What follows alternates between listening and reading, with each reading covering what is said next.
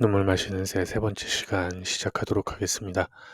마이크를 새로 구매했어요. 그래서 새로운 목소리로 조금 더 부드럽고 조금 더 편안하게 책 읽는 시간을 갖도록 하겠습니다.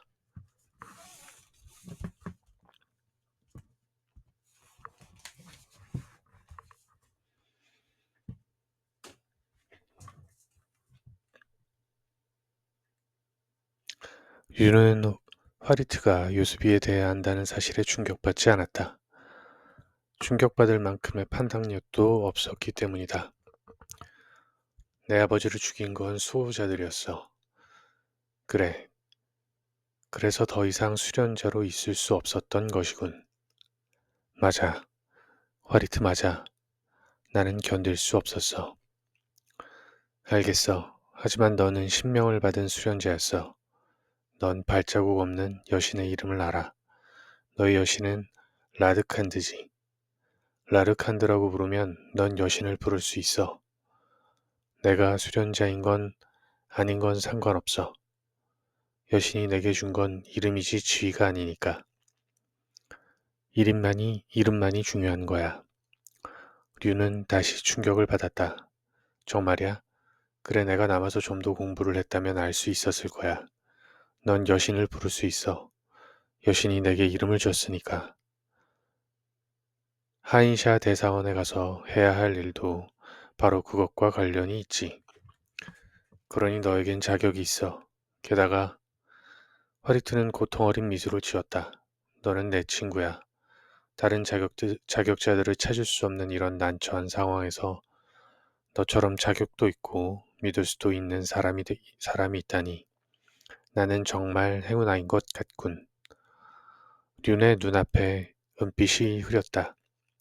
무심코 화리트의 눈을 닦으려 했던 류는 그 은빛 눈물이 자신이 눈에서 흘러나오고 있음을 깨달았다. 화리트는 피로한 정신으로 내릴렀다. 이제 가.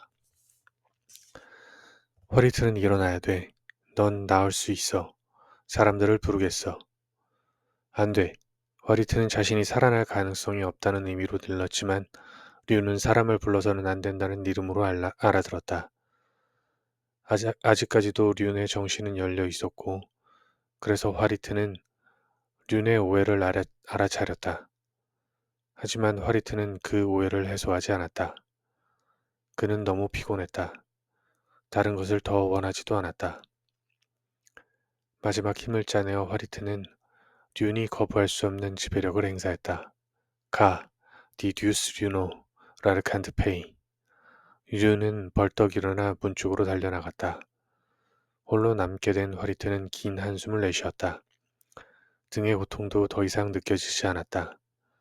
어떤 추위 같은 것이 사방에서 그의 몸속으로 스며들어왔지만 화리트는 그 추위가 포근하다고 생각했다.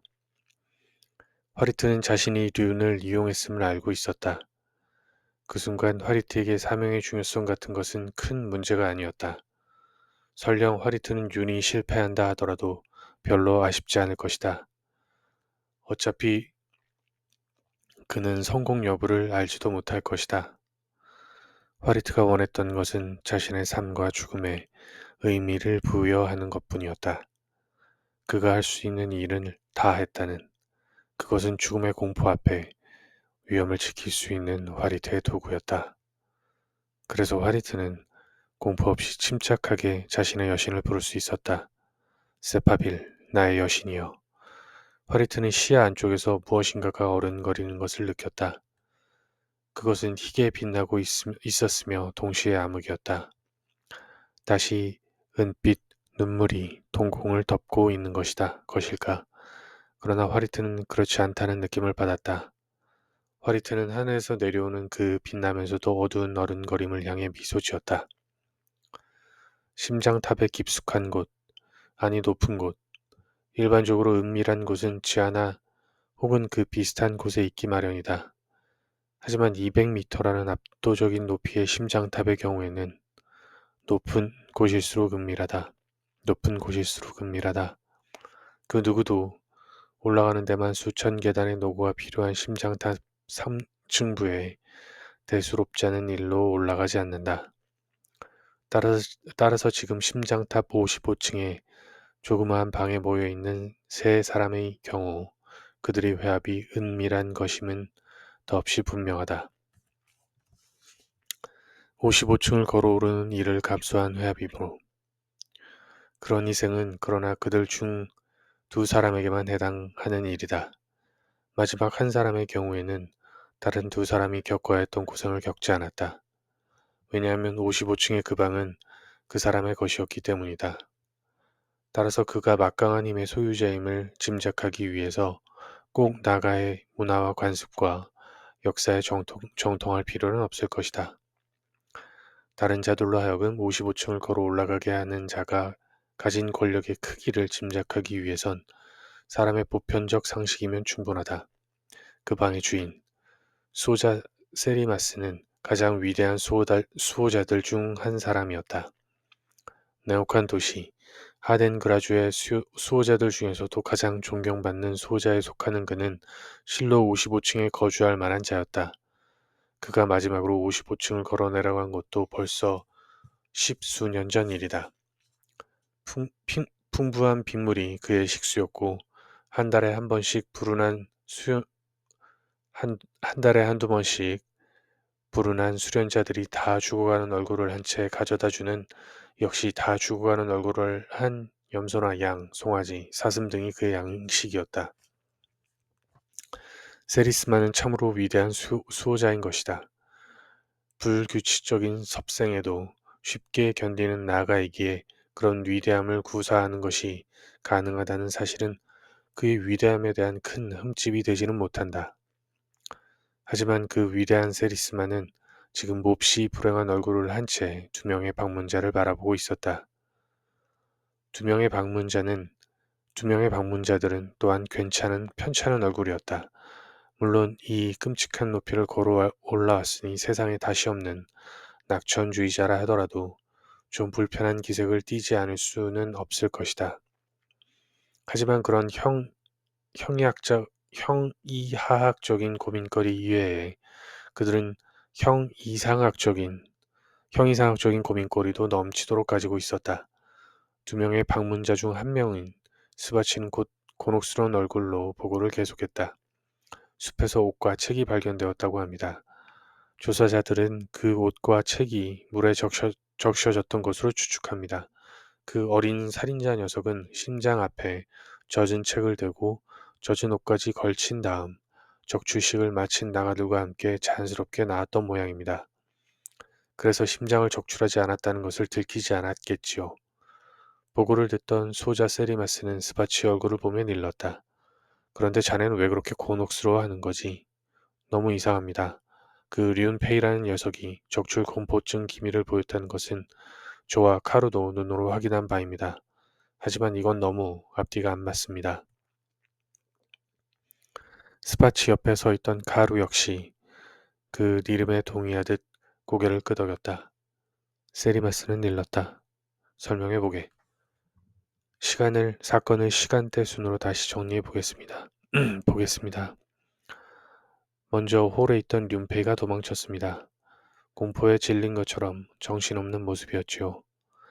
많은 사람들이 그 모습을 목격했습니다. 그리고 잠시 후 화리트 마케로우가 홀에 도착했습니다. 하지만 화리트는 다른 사람들이 신경 쓰지 않는 사이에 어디론가 사라졌습니다. 그리고 적출식이 끝난 후 수호자들이 특수 독서실에서 화리트와 유백스의 시체를 발견했습니다. 수호자들이 내린 결론은 이렇습니다. 륜페이는 적출 공포증에 빠져서 특수 독서실에 숨어 있다가 다른 자들과 뒤섞여 도망치려 한 것이다. 이것은 이상할 것이 없다. 실제로 적출식에 관한 무서운 이야기를 너무 많이 들었던 애들이 가끔 저지르는 일이니까. 하지만 이번 사건이 다른 경우들과 다른 점은 륜이 실제로 그 시도에 성공했고 그 과정에서 자신을 발견한 자들을 잔인하게 살해했다는 점이다. 대충 이런 결론이지요. 그리고 수호자들은 가문 평의회에 륜페이의 처벌을 요구했습니다. 나 또한 수호자야. 그걸 다 설명할 필요는 없는데. 죄송합니다. 하지만 이 사건의 이상한 점들을 살펴보려면 그걸 전부 되짚어 볼 필요가 있습니다. 첫째, 적출 공포증 때문에 어디론가 숨어버리는 것은 수호자들이 결론대로 이해할 수 있는 일입니다. 하지만 그런 경우 그가 발각되었을 때 취할 행동은 울음을, 울음을 터뜨리거나 발작을 일으키는 쪽 아닐까요? 수호자를 난도질하고 가장 친한 친구들 등 뒤에서 베어버리는 것은 좀 어울리지 않는 것 같습니다. 공포에 걸리면 사람들은 어처구니 없을 정도로 비이성적인 행동을 보여주지. 그렇다 하더라도 그런 듄페이가 심장탑을 나올 때 보여준 이성적인 대처는 어떻게 된 것일까요? 조금 전에 그런 끔찍한 살인 행각을 벌인 청년이 침착하게 가리키, 자신의 심장을 가리기 위한 수단을 강구한다는 것은 납득되지가 않습니다. 정신 나간 자들도 어떤 부분에선 놀라울 정도로 치밀하지. 하지만 여전히 문제는 남습니다. 화리트 마케로우는 왜 특수도서실에 간 것일까요?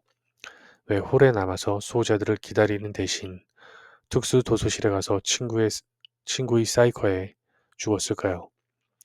다른 자들에게 륜이 도망쳤다는 이름을 듣고 그를 찾아보려고 한 것일지도 모르지 않나. 아니 그렇지 않습니다. 화리트가 홀에 들어오고 나서 그와 이야기를 나눴다는 자가 아무도 없습니다. 그렇다면 화리트는 륜페이가 도망쳤다는 사실을 알 리가 없습니다. 그래서 자네의 결론은 뭔가? 스파치는 단호하게 일렀다. 우리 계획이 들킨 겁니다. 그 륜페이는 치밀하게 준비된 암살자였을 겁니다.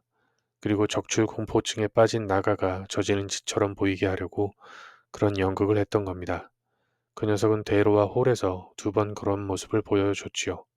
그리고 적당한 곳에 숨어 있다가 화리트가 들어오자 다른 사람 몰래 이름을 보내어 화리트를 불러내었습니다. 화리트는 적출 공포증에 빠진 친구를 도와주려고 했겠지요. 륜페이는 그렇게 화리트를 유인한 다음 특수도서실에서 살해한 겁니다. 소자 세리트는 손가락을 깍지 끼며 고개를 조금 숙였다. 그렇다면 그 불쌍한 유백스는 왜? 일단 살해 현장을 만들기 위해서죠. 또한 유백스 사설을 잔인하게 살인함으로써 룸페이가 친구도 죽일 수 있는 상태라는 점을 부각시키려는 목적도 있었을 겁니다. 화리트만 살해하면 이상하게 보였겠지요. 절친한 친구니까요. 하지만 유백스 사서도 죽임으로써 그것이 광기에 젖은 무차별 살인인 것처럼 보이게 만들었죠. 하지만 왜 그런 연극을 했을까? 우리 계획이 들킨 거라면 우리를 곧장 공격하는 대신 왜 그런 복잡한 수단을 써가며 화리트 마케로를 죽인 거지? 아마도 경고일 겁니다. 우리에 대해 정확히 알지 못하기 때문에 신중하느라 그런 것일지 모릅니다. 만일 그렇다면 우리에게 아직 희망이 있습니다. 화리트는 고개를 가로저었다. 세리스만은 고개를 가로저었다. 아니야. 그 가정이 그럴듯하긴 하지만 자네는 중요한 정보를 모르고 있네. 화리트와 류는 보통 친구 사이가 아니야. 그 2사람에 대해서는 내가 잘 알아. 왜냐하면 륜페이가 한때 수련자였기 때문입니까? 수호자 세리스만은 놀란 얼굴로 스바치를 바라보았다. 그걸 어떻게 알았나? 우연히 알게 되었습니다. 그날 대로에서 륜이 쓰러졌을 때 화리트가 륜을 달래려 했습니다. 그때 륜이 화리트를 이렇게 부르더군요. 화수화리탈, 세파빌 마케로우. 저는 그게 화리트의 신명이라고 짐작합니다만.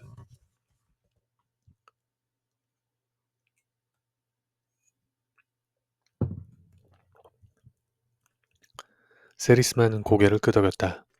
스바치는 계속 일렀다. 그리고 화리트의 태도를 보건대 화리트 또한 륜페이의 신명을 불렀을 거라고 짐작됩니다. 그건 들리지 않았습니다만 상관없습니다.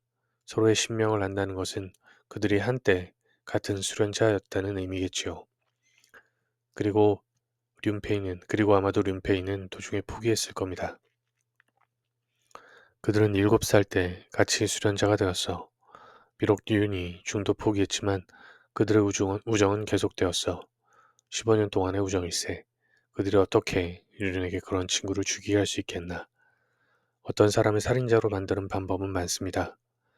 륜이 수련자의 지위를 반납한 이후로 자기 집에만 있었다 하더라도 문제될 것은 없습니다. 왜냐하면 페이 가문은 언제나 남자들이 많이 찾아가니까요. 지속적으로 세뇌와 교육이 이루어졌을 수도 있습니다. 세리스만은 대단히 불편한 표정을 지었다. 그때 조용히 듣고 있던 카루가 일렀다. 신경 쓰이는 것이 있습니다. 스바치와 세리스만은 카루를 돌아보았다. 카루는 침착하게 일렀다. 화리트는 죽기 전 자신이 살해당할 거라고 일렀습니다. 그리고 살해자의 이름도 가르쳐 줬습니다. 세리스만은 놀란 표정으로 스바치를 돌아보았다. 하지만 스바치는 짜증스럽다는 듯이 일렀다. 그 황당한 이야기 이름인가? 그건 화리트의 적출 공포증이 비뚤게 표현된 거야. 자네도 그렇게 생각하잖아. 잠깐만. 위대한 수호자가 일렀다. 내가 듣지 못한 것이 있나 본데. 스바치는 눈살을 찌푸린 채 설명했다. 화리트는 누나인 비아스 마케로우가 자신을 죽일 거라고 일렀습니다. 하지만 그건 화리트의 적출 공포증, 누나에 대한 두려움과 증오, 그리고 비아스의 탁월한 약술이 합쳐져서 낳은 피해 망상입니다. 화리트는 비아스가 독약으로 자기를 죽일 거라고 믿었습니다. 하지만 화리트는 사이코에 죽었습니다. 륜페이가 사이코를 가지고 있었다는 것 모두가 봤습니다.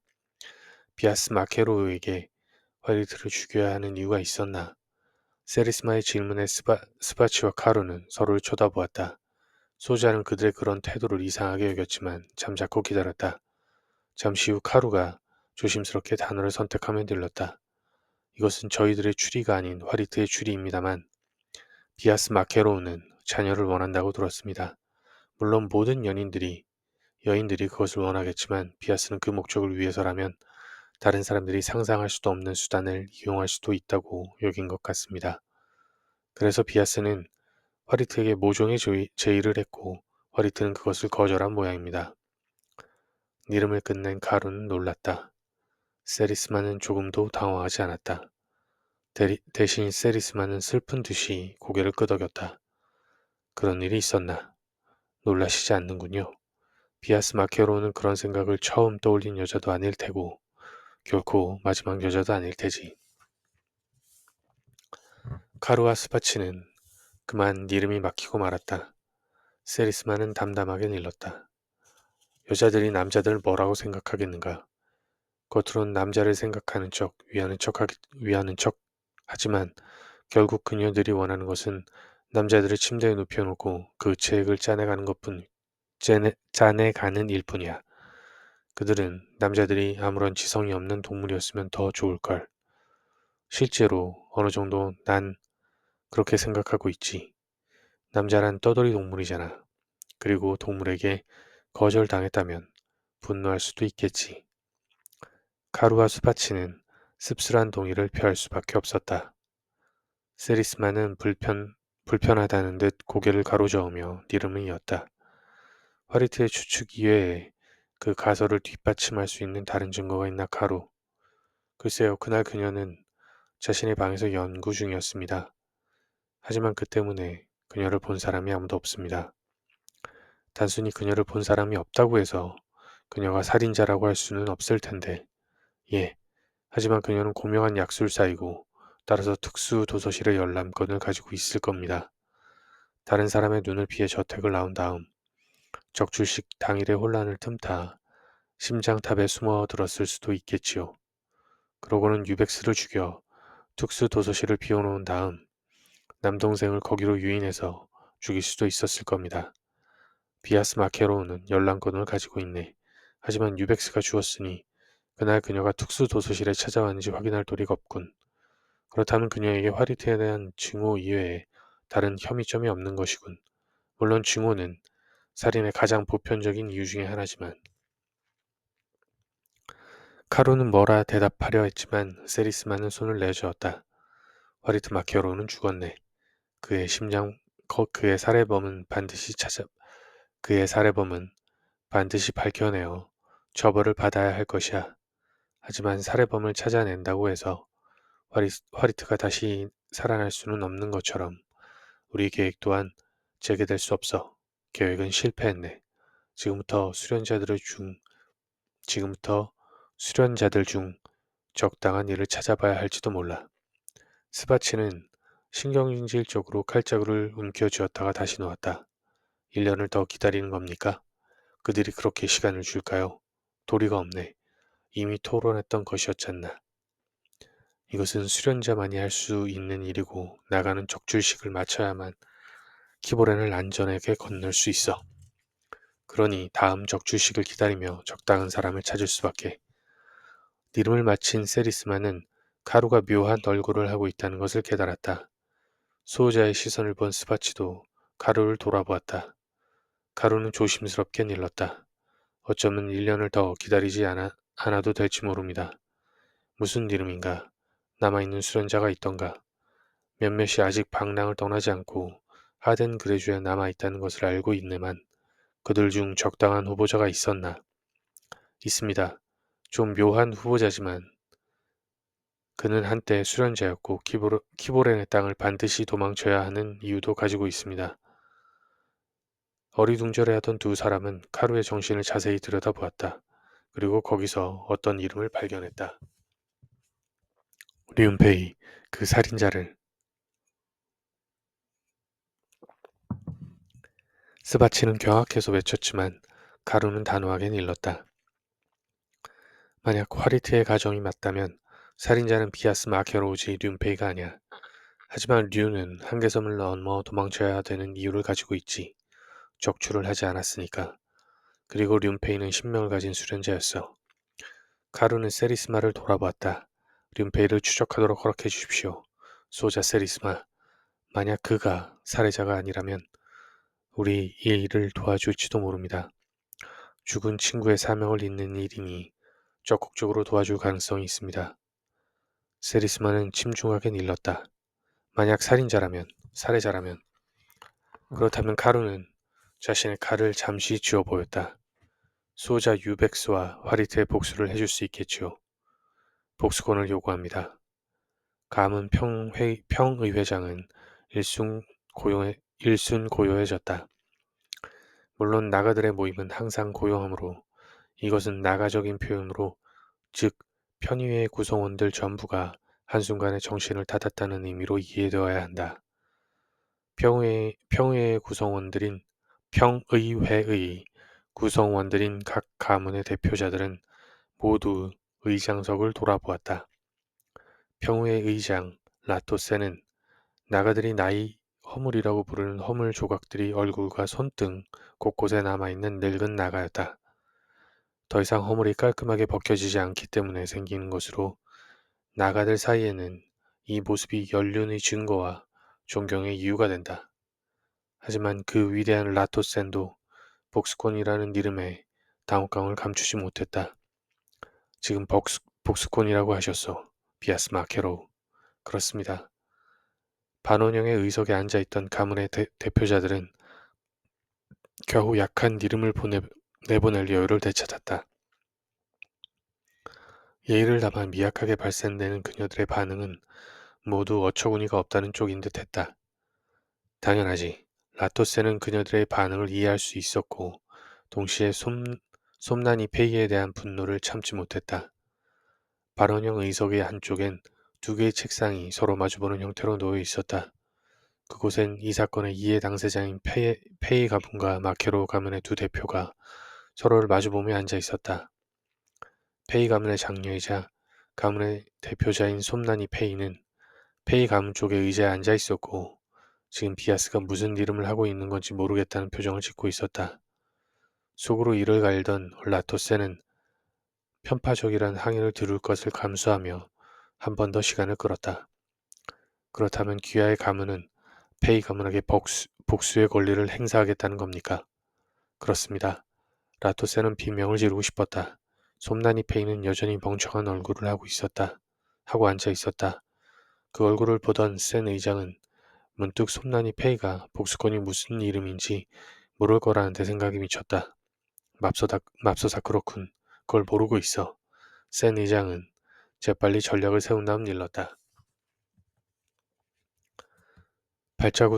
발자국 없는 여신께 맹세코. 발자국 없는 여신께 맹세코. 이런 황당한 요구는 들어본 적도 없습니다. 어떻게 감히 암살자를 지명하겠다는 겁니까? 화리트 마케로는 남자입니다. 저희 가문은 이런 이름도 안 되는 요구를 단연코 거부합니다. 비아스는 의장에게 발언권을 요구한 다음 일렀다. 솜나니 페이, 쇼자인 데시크톨에는 거부할 권한 같은 것은 없습니다. 하지만 남자입니다. 솜나니는 또다시 발언권도 없이 외쳤지만 라토센 의장은 더 이상 화를 낼 기력도 없다는 듯이 잠자코 기다렸다. 비아스는 차갑게 웃으며 일렀다. 하지만 남자이기 전에 마케로우입니다. 화이트 마케로우는 심장을 적출하기 전에 죽었습니다. 죽은 시점에서는 여전히 마케로우였던 셈이지요. 따라서 우리는 우리 가문의 일원의 죽음에 대해 쇼자인 데시크토를 요구할 권리를 가지고 있습니다. 솜나니는 이러한 발언권을 요구한 다음 일렀다. 마케로는 심장탑 안에 들어간 다음 사망했습니다. 당신 가문은 심장탑까지 그를 호위해줬습니다. 마케로 가문의 호위자들은 분명히 살아있는 화리트를 심장탑에 들여보내줬고 그리고 호위 임무를 끝냈습니다. 따라서 심장탑에 들어갈 때부터 이미 화리트는 더 이상 마케로의 일원이 아닙니다. 가문이 호위하지 않는 자가 어떻게 가문의 일원이 될 수 있을까요? 상식적으로 니름이 안 됩니다. 만약 화리트가 적주식 도중에 사고로 죽었다면 당신네 가문은 심장탑의 수호자들을 상대로 암살자를 지명할 겁니까? 솜나니의 반론은 그럭저럭 훌륭했고 센 의장은 많은 의원들이 그녀에게 동조하는 것을 느낄 수 있었다. 솜나니가 잃은 것이 질문이었기에 비아스는 곧바로 대답했다. 재고해볼 가치도 없는 이름입니다. 솜나니 페이. 상식에서 벗어난 것은 그쪽입니다. 제 동생인 화리트는 당신의 가문을 자주 방문했지요. 페이 가문에 체제하는 동안 화리트는 우리 가문의 호위자들에게 호의를 받고 있었습니까? 솜나니는 으르렁거리듯 비아스를 쏘아볼 뿐 대답하지는 않았다. 솜나니는 으르렁거리듯 비아스를 쏘아볼 뿐 대답하지는 않았다. 비아스는 씩 웃었다. 그 침묵은 화리트가 당신들의 집안에서 호의를 받지 않았다는 뜻으로 알겠습니다.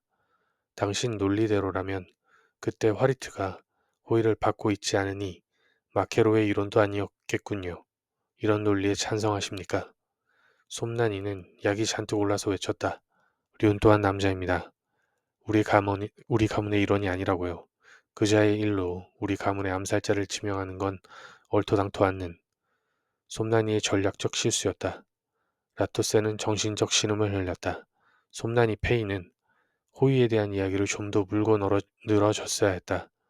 비아스는 상대방의 실수를 놓치지 않았다. 아니, 륜, 페이입니다. 화이트 마케로와 마찬가지로 윤페이 역시 심장을 적출하지 않은 상태에서 살해를 저질렀습니다. 이것은 확인된 사실입니다. 따라서 이것은 페이 가문의 일원이 마케로 가문의 일원에게 저지른 범죄입니다. 쇼자인 데시크롤의 구성 요건에 완벽히 들어맞습니다. 평의회 의원들은 비아스의 설명에 감동을 받은 듯했다. 남자가 남자를 죽인 사건의 가문의 해결 방식인 쇼자인 테시크토를 요구한다는 이름에 어이없어 하던 의원들도 비아스의 설명이 그럴듯하다는 듯이 호의적인 정신을 개방하기 시작했다. 솜나니는 그 분위기를 읽을 수 있었고 한층 절망적인 기분에 빠져들었다. 동시에 솜나니는 비아스의 의도를 이해할 수 없다고 생각했다. 도대체 저 여자는 왜 저러는 거야? 보상감을 받아내고 조용히 끝내면 그만일 것을. 우리가 이미 제의했잖아. 남자 따위에게 지불할 금액으로는 너무 많은 액수였어. 그걸 받는 쪽이 훨씬 현명해. 도대체 왜 암살자를 지명하려는 거지? 고작 남자잖아. 여자라면. 문득 솜나니는 끔찍한 사실을 떠올렸다. 그 순간 솜나니는 비아스의 의도를 이해했다. 그녀는 경악한 채 비아스를 바라보았지만 이름을 제대로 잃을 수 없었다. 그렇다면 당신은 누구 지명하겠다는 비아스는 한껏 미소 지으며 늘렸다.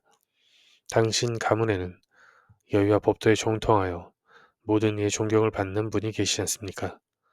마케로 가문은 존경과 신뢰를 담아 사모페이를 륜페이에 대한 암살자로 지명하겠습니다. 지명하고자 합니다. 솜나니 페이는 앙칼진 이름을 쏟아내었다. 평의의 의장실에서 감히 꺼낼 이름들이 아니었지만 라토센 의장은 그녀를 용서하기로 했다. 그 자리에 있지도 않은 비아스를 향해 살벌한 이름들을 쏟아내던 솜난이는 결국 의장에게 화살을 돌렸다. 의장님, 도대체 어떻게 그걸 허락하실 수 있어요? 조용히 해, 솜난이. 의원들이 모두 찬성하는 기석이었다는 것은 자넨도 알 텐데. 그 상황에선 내가 비아스의 요구를 거부했다간 무슨 일이 일어났겠나. 시간을 좀 끌 수야 있겠지만 그랬다간 비아스는 당장 의원 투표를 요구했을 거야. 그리고 반드시 승리했을 거고 내가 자네 가문을 위해 그런 수모와 위험까지 겪었어야 했단 이름인가. 솜난이는 약간 진정했다. 도와주신 것은 잊지 않겠어요. 의장님, 제기랄. 그년이 보상금을 거절했을 때부터 눈치챘어야 하는 건데. 하지만 설마 남자를 상대로 쇼자인이 요구할 것이라고는 상상도 못했어요. 이름을 잘라 먹지 마. 의미가 이상해지니까 슈크톨이 없잖아. 의장이 별걸 가지고 깐깐하게 군다고 생각하던 솜난이는 곧 의장이 그런 의미로 니른 것이 아니라는 것을 깨달았다. 센 의장은 책상 위에 놓인 꾸러미를 바라보고 있었다. 솜난이는 그것을 가리키며 하지만 그걸 가리키기 싫다는 듯이 손을 당기며 아주 이상한 모습으로 일렀다. 슈크톨입니까? 그래. 솜난이는 뒤로 한 발자국 물러났다. 저는 그걸 가져갈 수 없어요. 어떻게 사모에게 그걸 가져다 준다는 이름입니까? 하지만 가져다 줘야 해. 이미 결정을 내렸으니까. 알고 있겠지만 사모페이가 유언을 남기고 주의를 정리할 수 있도록 허락된 시간은 사흘이야. 사흘 안에 이 시쿠토를 가지고 떠나야 해. 그리고 륜페이의 목을 가져오기 전까진 절대로 멈출 수도 잠시 쉴 수도 돌아올 수도 없어. 굳이 그렇게 니르시지 않아도 잠자코 들어. 그래도 전해주라는 이름이야. 여기엔 타협도 없고 속임수도 안 되고 흐지부지 끝나는 것도 없어. 륜 자신이 죽거나 암살자가 죽었다는 것이 확실해지기 전까진 절대로 쇼자인 테시크톨은 끝나지 않아. 둘 중 하나가 죽어야 화리트 마케로의 목숨값이 지불되는 거야. 알겠나? 마케로 가문은 화리트의 죽음 때문에 그런 게 아니에요. 사모를 그라주에서 쫓아내려는 거예요. 물론 알아. 바로 그 이유 때문에 의원들이 모두 비아스에게 동조했으니까. 사모의 태도가 다른 가물들에겐 끔찍한 오만으로 보일 것이란 것을 몰랐나. 아이를 가지지도 않으면서 남자는 다 휩쓸어가는 것이 사모가 차라리 아이라도 가졌다면 덜 약올랐을 거야. 순수한 경쟁에서 패하는 것이니까. 하지만 지금의 사모는 먹지도 않을 쥐를 빼앗아 물에 던지는 꼴이야. 그게 얼마나 가증스러운 건지 모르겠다는 이름이야. 사모는 그럴 생각 조금도 없었어요. 알고 있어. 하지만 그렇더라 해도 너희들이 사모를 달랬어야 했어. 결국 너희들의 실수였어. 륜페이를 얼빠진 살인자로 만든 것도 사모페이를 증오의 관역으로 만든 것도 너희들이 사모라는 행운을 즐길 줄만 알았지 조심성은 발휘할 줄 몰랐기 때문이야. 그러니 이젠 그 대가를 치러야 되는 거야. 그렇지 않고선 하텐쿠라주에 발붙이고 살 수 없어. 오늘은 여기까지 하겠습니다.